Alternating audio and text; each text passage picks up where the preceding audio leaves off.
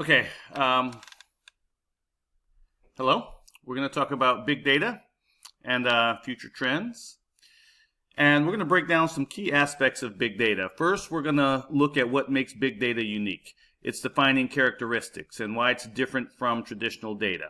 Then we're going to get into the technologies that power big data, including some of the tools that platforms, some of the tools and some of the platforms that organizations use to process massive amounts of data.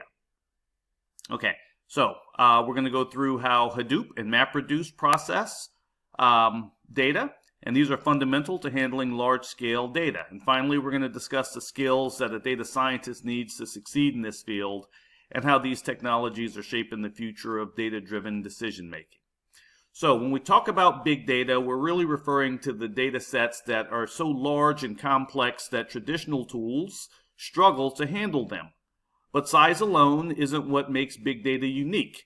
Big data is defined by several key characteristics which explain why it's both powerful and challenging to work with. These characteristics help us understand how data is generated, processed, and used in real-world applications. First, we have volume. Data is being created at an enormous scale, from social media interactions to transaction records and sensor data. Then there's variety. Variety means data comes in different formats. There's structured data like databases, there's unstructured data like emails or videos, and there's semi-structured data like JSON or XML files. Then we talk about velocity. We're talking about the speed at which data is generated and needs to be processed, like real-time stock market analytics or fraud detection and banking. When we talk about variability, this kind of talks about, highlights that data can be inconsistent, such as fluctuating trends in customer behavior. If I say veracity, I'm talking about, a focus on accuracy and reliability. And this is crucial because bad data leads to bad decisions. And then finally, in the end, there's going to be value. Value is about extracting meaningful insights. Data by itself isn't useful unless we can analyze it to drive business decisions, to improve efficiency, or to create new opportunities. If you go back to the early 2000s, the total amount of data that existed in the world was expected to be somewhere around 5 exabytes, more or less, right there. So that was all of the data in the world. 5 exabytes is 5 million terabytes, right? That was all the data that existed in 2000 was 5 exabytes. And if you kind of fast forward to today, there's expected to be 175 zettabytes of data. And to put that into perspective, if you stored 175 zettabytes on a standard 1 terabyte thumb drive, here I have one here.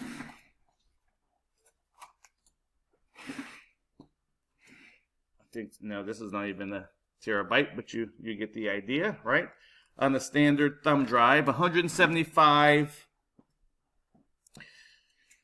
zettabytes on a standard 1 terabyte thumb drive. You stack them one on top of the other, then they would reach the moon and back 23 times. So now let's kind of think about the kind of data that's being generated every second. If you look at the Hadron Super Collider, it's one of the most powerful scientific instruments in the world. And the Hadron Super Collider, it produces about 1 petabyte of data per second. That's 1,000,000 gigabytes every second. If you think about a Boeing jet, okay, these jets,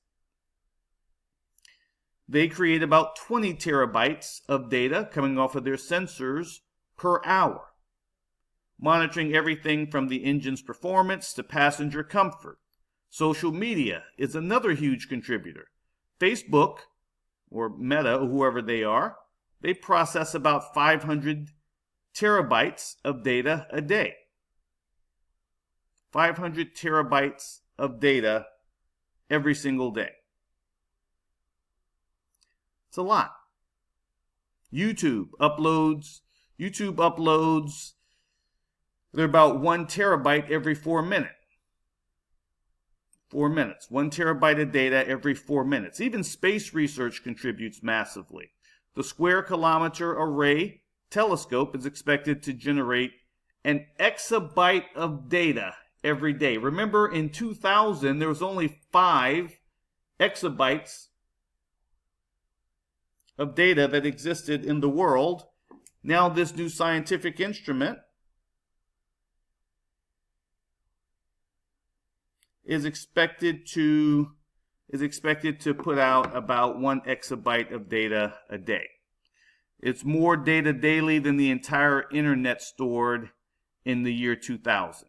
So the scale of big data, it's mind-blowing. And we're not just dealing with gigabytes or terabytes anymore. We're in the era of zettabytes and yottabytes, numbers so large that they start to lose meaning. And as more of the world becomes digital, as we have more smart homes to more autonomous cars, the rate of data growth, it's only accelerating. And the real challenge isn't just storing all this information, it's making sense of all of this information, extracting insights, and using it to drive real-world decisions. So big data, it's all about handling vast amounts of information. So much that traditional databases, they simply can't keep up. That's what it's all about. So to process this data efficiently, we use a distributed computing approach. Instead of using a single powerful computer, big data systems, they break tasks into smaller chunks and distributes them across multiple machines. And this works in parallel. This makes it possible to analyze a petabyte of data quickly, because instead of analyzing all of the data on one machine, all of this data is spread out across multiple machines and analyzed in parallel. So whether that data is coming from social media or IoT devices, financial transactions, healthcare records, all of it is processed in parallel, which allows us to chew through massive amounts of data. So at the core of this system is a technology called Hadoop. And Hadoop provides a framework for storing and processing data in a distributed way. It uses what's called the Hadoop file system. And the Hadoop file system is the file system where it takes data, chunks that data up, and spreads that data out across multiple machines so that they can be processed in parallel. So the Hadoop file system is where we store data across many machines. And when we go to process that data, that's called MapReduce. Okay? So here, let me just be complete. The Hadoop HDFS file system, that's where we store data that's chunked and spread out across multiple machines. And MapReduce is how we process that data in parallel. But Hadoop alone, that's not enough. We need additional tools to interact with, analyze, and manage the data. And that's where things like, Hadoop, that's where things like Hive comes in. Hive lets users write SQL-like queries on top of Hadoop. So Hive is an extension of Hadoop, except what Hive does, it basically makes the interface SQL, so that you can query Hadoop using SQL syntax. And this makes it easier for analysts to work with big data. Then there's Pig. Pig is a scripting language designed for complex data transformations. HBase, that's a NoSQL database that allows fast read-write access to massive data sets. All of these, by the way, are technologies that sit on top of big data. That's what all of these are. Flume is used to collect and transfer large amounts of log data. Sqoop, it helps move structured data between traditional databases and Hadoop. Oozie is a workflow scheduler. making sure that different tasks in the data pipeline run in the right order. Ambari down here. Ambari, what that does is it simplifies the Hadoop cluster management. Avro is a way of serializing data so that it makes it easier to exchange data between applications. Mahout down here, Mahout is a machine learning capability. It's a machine learning capability. So this brings machine learning to big data. This lets you have predictive analytics at scale. So all of these technologies, they work together to handle the challenges of big data. Storing, processing, analyzing, and making sense of the vast amounts of information that's being generated every second. And here's some worthless trivia. This was way back in 2015. 2015. That was a pig book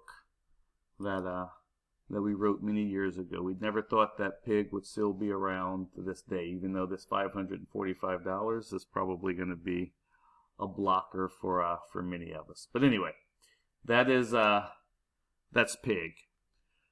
Okay, anyway, big data technologies. So when we talk about big data, Hadoop is the foundation of big data processing. It's an open source framework. It's designed to store and analyze massive amounts of unstructured data across many machines. And it was created by this guy named Doug Cutting at Yahoo in 2006, and it later became part of the Apache Software Foundation in 2012. And what makes Hadoop powerful is that Hadoop runs on inexpensive commodity hardware, allowing companies to scale up without massive infrastructure cost. And at its core, Hadoop works with MapReduce. And MapReduce is a programming model. It's a programming model that processes data in parallel. Okay? Processes data in parallel. And this makes it possible to handle petabytes of data quickly. Before you couldn't even store that much data in a single database. Now you can process that data. You can process that data in near real time. Okay. So that's what Hadoop is. It's open source. There's a global community that continuously improves it, and it's one of the most important technologies in big data today. So this diagram here, it shows how Hadoop clusters are structured to handle massive amounts of data efficiently. So instead of relying on a single powerful machine, what happens is that Hadoop distributes data across multiple computers. These computers are organized into what's called racks, which are connected through switches. The Hadoop cluster, it manages everything, making sure that data is stored and processed in parallel across these machines. And this setup, it allows Hadoop to scale horizontally, meaning more computers can be added as needed. And this makes it cost-effective and highly fault-tolerant, because if one machine fails, Hadoop automatically shifts the workload to another machine, making sure that we have this seamless data processing without interruption. Now, in the real world, companies across industries use Hadoop for large-scale data processing. Financial institutions. I used to be one of the VPs of infrastructure engineering at Bank of America, and Hadoop was used for fraud detection by analyzing billions of transactions in real time to identify suspicious activities. Other retail giants like Walmart and Amazon, they leverage Hadoop to track customer behavior and optimize inventory management based on demands and trends. Social media platforms like Facebook and Twitter process billions of interactions daily, using Hadoop to store and analyze user activity for targeted advertising and content recommendations. In healthcare, hospitals and research institutions use Hadoop to analyze vast amounts of patient data, helping detect diseases earlier and improve treatment outcomes. Even in transportation and logistics, companies like UPS and FedEx use Hadoop to optimize delivery routes based on traffic patterns and weather conditions. Now, these examples show how Hadoop isn't just about handling big data. It's about transforming industries with real-time, data-driven insights. So this is just an example of a cluster. This is, a Yahoo cluster in a data center, more than 10,000 machines. They're all running Hadoop, and if you think about every user, there's a petabyte of data on average per user, and this was way back in, I think, 2015 or something like that.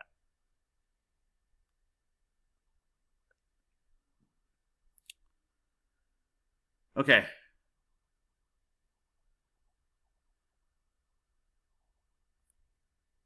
All right, so before we dive into the technical components of Hadoop, let's first understand MapReduce, which is the core processing engine that makes big data analytics possible.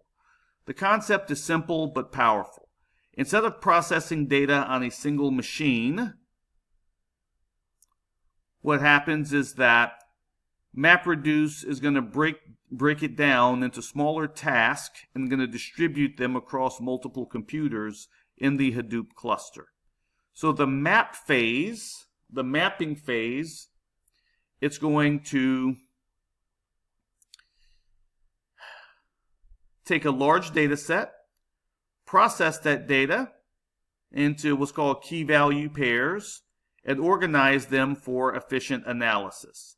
The reduce phase is then going to take those process results, it's going to aggregate them, and then it's going to produce meaningful insights.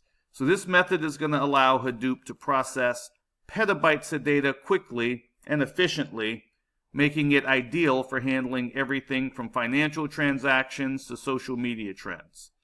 Now let's talk about the key technical components that makes this work, the Hadoop distributed file system. That's the default storage system that splits large data files into smaller blocks and distributes them across different machines in the cluster. Client nodes are where users interact with the system. They upload data. They submit MapReduce jobs. They retrieve process results. The name node that you see over here, it acts like an index, keeping track of where each piece of data is stored across the cluster, ensuring that when a client requests information, it knows exactly where to look. Since the name node is critical to the system's operation, Hadoop also will have a secondary name node. And this secondary name node, it periodically backs up the name node's data to prevent loss in case of a failure. Now, these components work together to make Hadoop highly scalable, fault tolerant, and capable of handling massive amounts of data across industries. So Hadoop's ability to process massive data sets efficiently, it relies on this distributed architecture, where different components handle specific tasks. Now at the heart of all of this is what's called the job tracker. Okay, the job tracker is a node in the Hadoop architecture, and it acts like a project manager. Okay, is what the job tracker does. It coordinates all of the MapReduce jobs.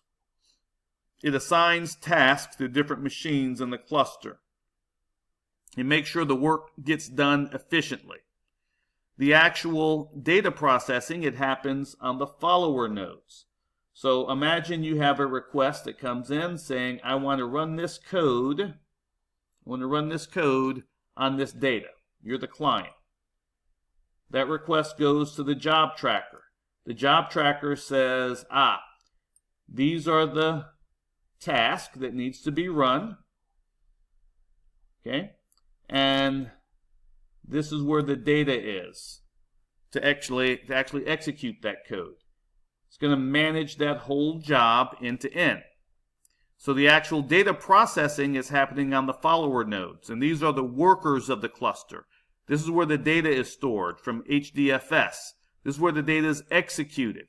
So unlike traditional computing, Hadoop doesn't rely on a central powerful machine.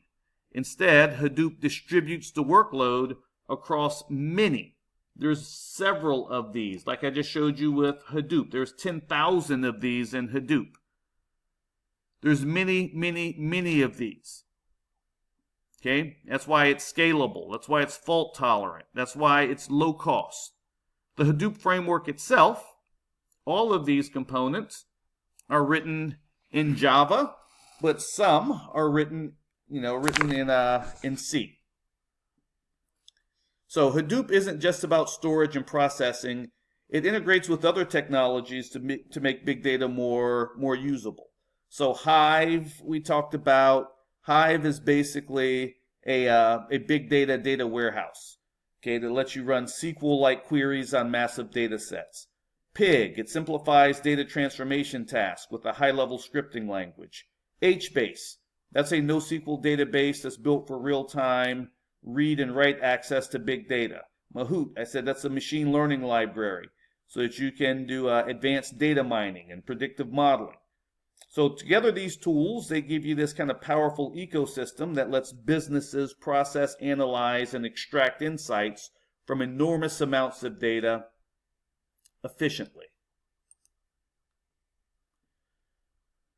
So Hadoop, it works by efficiently processing vast amounts of unstructured and semi-structured data, such as log files, social media feeds, sensor data.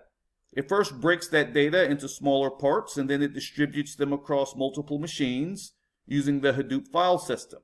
And this allows for scalable storage, because every part is replicated multiple times across different machines to ensure fault tolerance and reliability.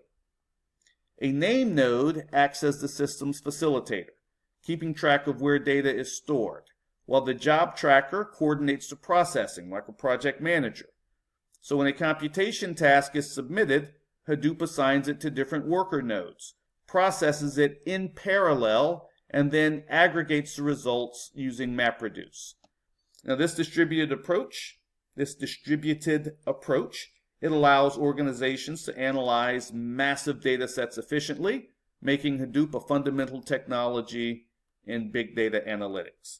So this diagram here is just illustrating the architecture of a Hadoop cluster, showing how data is stored and processed across multiple machines.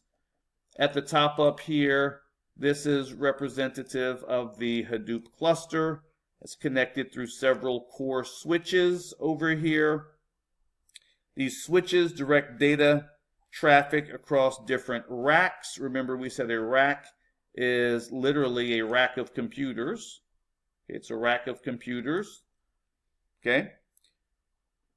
Within each rack, there are leaders. I left this here on purpose because you can see it says master and slave, and this is not, 1860. We now call these leader nodes, and these down here are called follower nodes. Follower. They used to be called slave nodes, but like I said, we don't live in 1850 anymore. Okay, so the name node, this is the leader right here, right? This is the leader. It keeps track of where the data is stored. Okay, well, the job tracker, it's another lead node, is going to coordinate data processing tasks. So the data and task trackers down here, these are data and task trackers. These are the follower machines. They handle the actual storage and computation. They work in parallel to ensure efficient processing. This distributed structure allows Hadoop to scale horizontally, allows it to handle large data sets reliably, and it ensures fault tolerance by replicating data across multiple nodes. If one machine fails, Hadoop automatically shifts task to another available node, making it an essential system for big data analytics.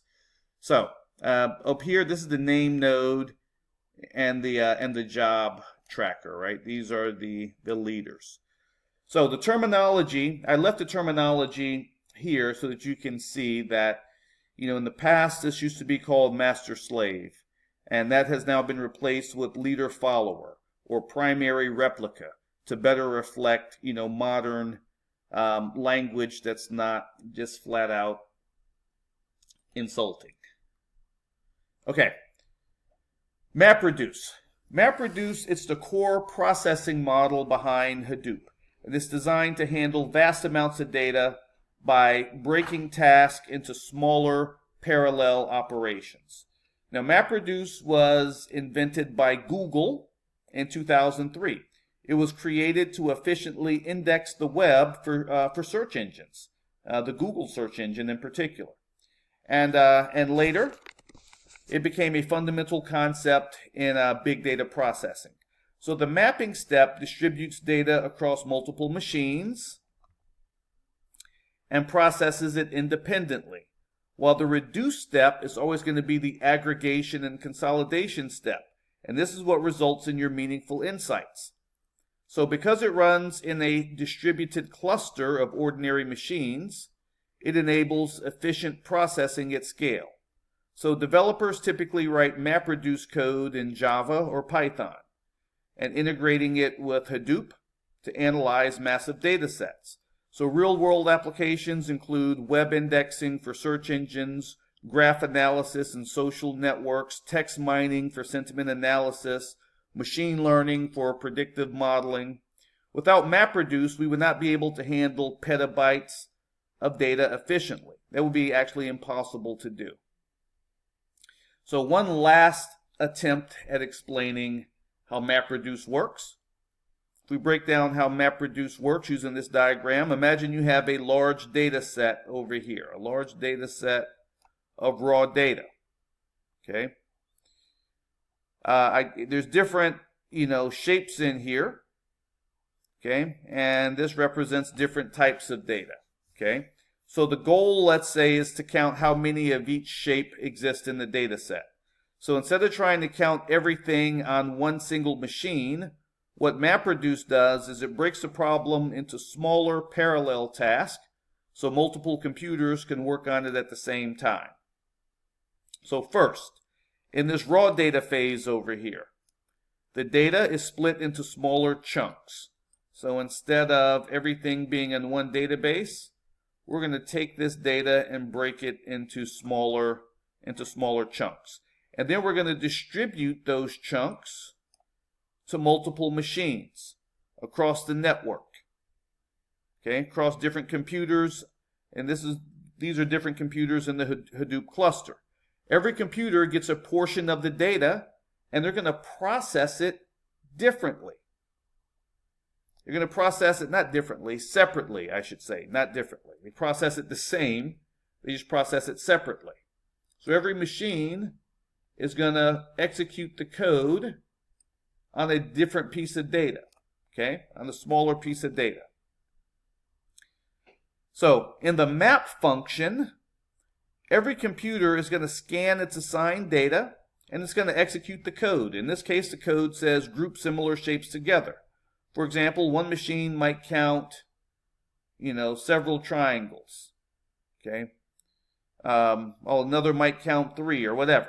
But the data is going to be different. The code's going to be the same on all of these different machines. So this step is all about organizing the data and preparing the data for the next phase. Finally, in the reduce function over here, that's the map function, right? The map function says we've broken the data into chunks. We've spread those chunks around to different computers. We've sent the code to different computers, so the code is going to execute on data on different machines. And then we reach the reduce function phase, and all the partial counts are gathered and combined to get the final results. If one machine counted 4 triangles and another counted 3, the reduce function is going to sum them up and say, okay, there's 7 triangles or whatever. So the same process happens for all the other shapes. So we're going to basically combine the results of all of those different machines. That's how big data works. And this method is incredibly powerful because it allows massive data sets to be processed efficiently by distributing the workload across multiple machines. So instead of one computer struggling with millions of records, MapReduce enables parallel processing, making big data analytics scalable and efficient. So if we looked at a real business case using MapReduce, maybe customer sentiment analysis for a retail brand. So imagine this is Walmart's data or something like that, or Amazon. And they might want to analyze customer feedback from millions of product reviews and social media posts and survey responses. And let's say the goal is to determine whether customers feel positive, negative, or neutral about a product or a service. So the mapping phase is going to start by breaking the massive data set into smaller chunks and distributing them across several machines. Every machine has a portion of the data, and it's going to assign sentiment scores based on keywords. So if one review said, this laptop is amazing, it's super fast, it might be classified as positive. Another review might say it was terrible, I'll never buy it again. It'd be labeled negative. So then there's this, we haven't talked about this over here, this shuffle and sort phase that you see right here. So all the similar sentiments are grouped together, positive comments are collected in one place, negative ones in another, so that we can organize it. And then finally, we're going to give the results. So this is the raw data. The raw data is going to be broken down into chunks and sent out to all of the machines, okay, to multiple different machines. Then the map means we're going to execute the code. So the data is going over here, but the code is following it. So the data and the code. The data and the code. It follows the data everywhere. Code is executed. Okay, then we organize it. This is the shuffling that you see right here. And then we combine all of the results. Combine everything to get a single result.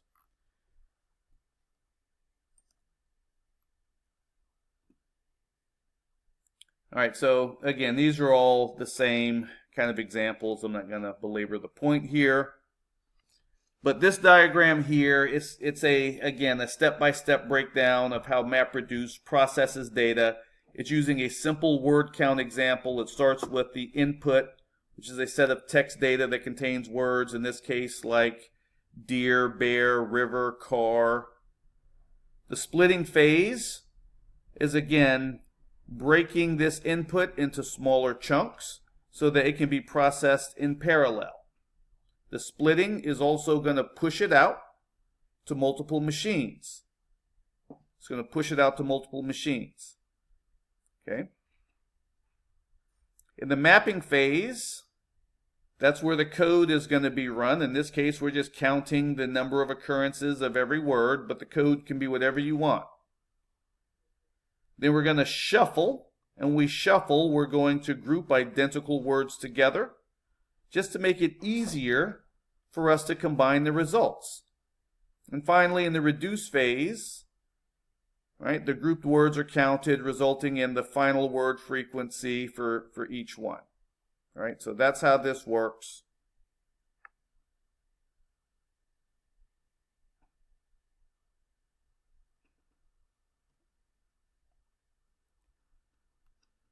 All right, as of 2025, the big data landscape was dominated by several kind of robust ecosystems that enables organizations to efficiently process and analyze vast data sets. All right, so I'm going to start with the main one, which is Hadoop, Apache Hadoop. It's a foundational open source framework that allows for the distribution of distributed storage and processing of large data sets across clusters of computers. It's scalable, it's fault tolerant, and it's the staple of big data operations. Apache Spark, it's also open source. It's a unified analytics engine. It's designed for large-scale data processing. The difference between Spark and Hadoop is it's hard drive based, right? It's storage based. Spark is in memory. Spark offers in-memory computation, so it's going to be 100 times faster than Hadoop. It supports various programming languages, making it ideal for iterative algorithms and real-time data processing and machine learning. If you look at some of the platforms, look at the Google Cloud BigQuery. BigQuery. It's a fully managed serverless data warehouse. It enables super fast SQL queries using the processing power of Google's infrastructure. So BigQuery, it's known for its scalability and its integration with Google Cloud Services. Amazon EMR. EMR stands for Elastic MapReduce. And again, cloud-based service, it simplifies running big data frameworks like Hadoop and Spark on Amazon so it can produce vast amounts of data. So EMR provides a management environment so that you can easily scale and integrate with other AWS services. We also have Microsoft Azure HD Insight. Again, a fully managed, full spectrum, open source analytics service in the cloud for enterprises. HD Insight, it supports a range of open source frameworks, including Hadoop, Spark, Apache Kafka, letting users process massive amounts of data with ease. So these ecosystems provide the necessary tools and infrastructure for businesses to harness the power of big data, facilitating advanced analytics, real-time processing, and machine learning applications at scale. So when I say a data scientist, it's often referred to as a big data guru, someone who has the skills to analyze, interpret, and extract insights from vast amounts of data, because organizations rely on data-driven decision-making more than ever now. So that means that, at least for now anyway, data scientists are in high demand, and they command very high salaries.